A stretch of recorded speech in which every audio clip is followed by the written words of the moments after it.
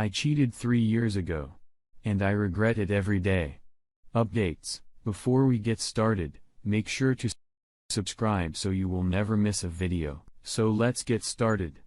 I cheated 3 years ago. And I regret it every day. Updates. I would like to answer some of the questions and comments that was I am to me.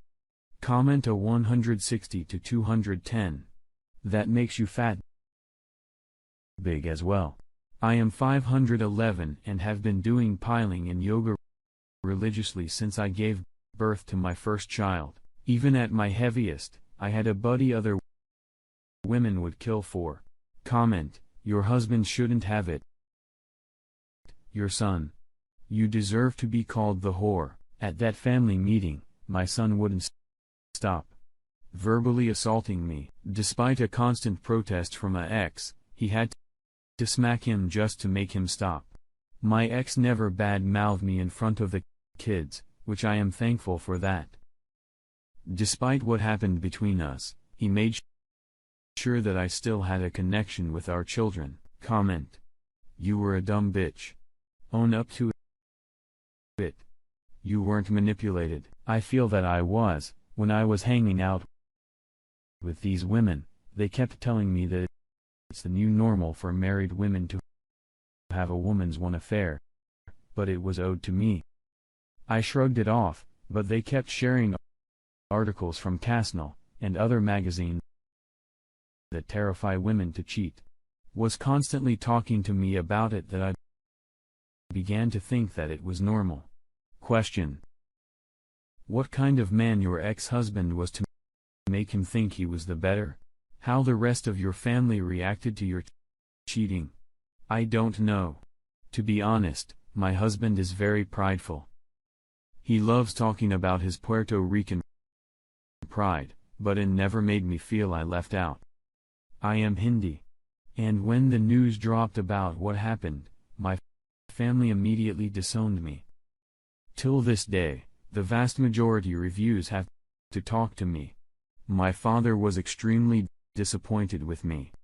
Considering everything my ex-husband did to win them over, learning our culture, language, and earning his respect, so for me to do what I did, it really angered him.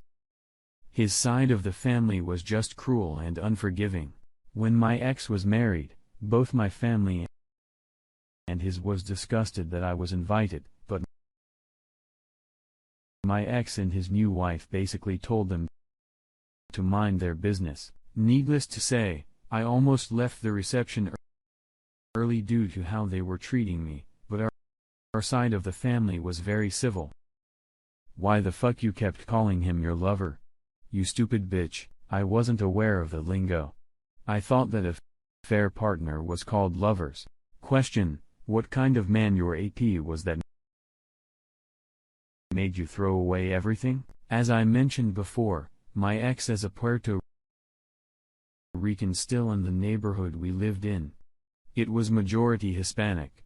And for many years, I felt a bit isolated, so when I started working in a call center, it was majority handy workers, and I didn't feel like an outsider. His family tried to make me feel welcome, even learning many Indian customs. I appreciated it, but I still felt of. My ab was also Hindi and we just clicked. He was a foreigner to say the least and very manipulative. Question. Did you really let your AP moved in as soon as your ex-husband left? If so, you deserve everything. No? When my ex left me, the kids left as well. I was alone in the house for a few months.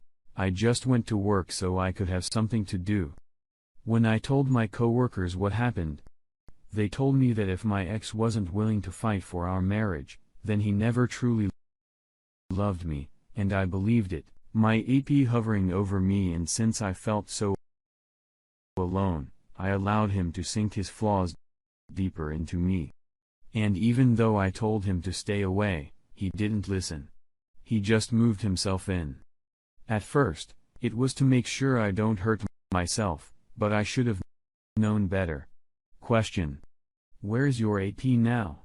He's a permanent resident in Jamaica Hospital. He tried to do to another woman that he did to me, except her husband wasn't as restrained as my ex was.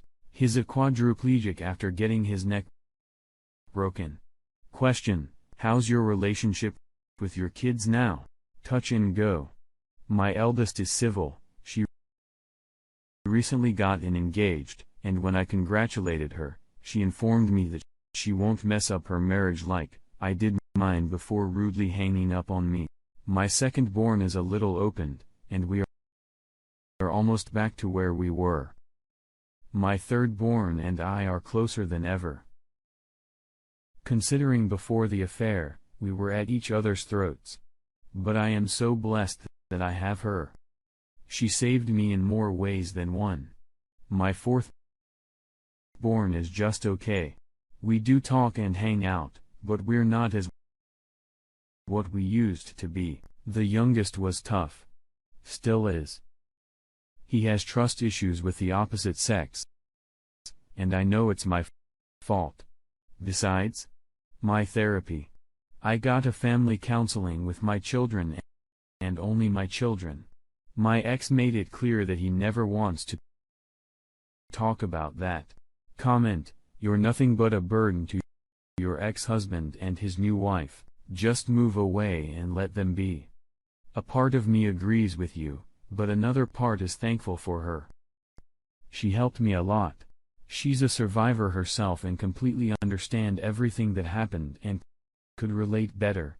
I tried to keep my distance, but it was her that wanted to get involved, and I am so grateful. Question?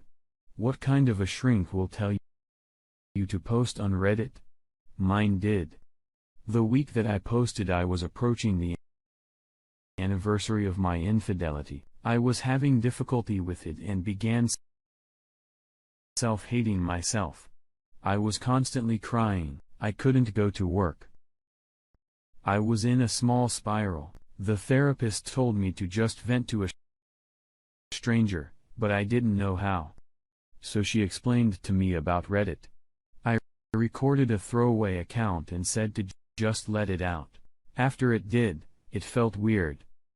Yet I spoke to so many strangers who not only could relate, but had similar experiences, and I no longer felt alone. As stupid as that sounds, it really helped.